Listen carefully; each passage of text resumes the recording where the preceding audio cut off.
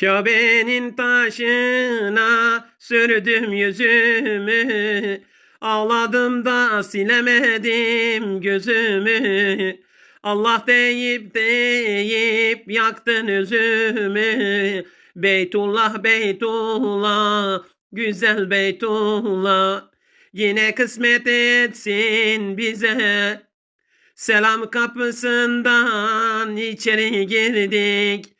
Rabbimin emriyle divana durdum. Güzel Beytullah'a yüzümü sürdüm.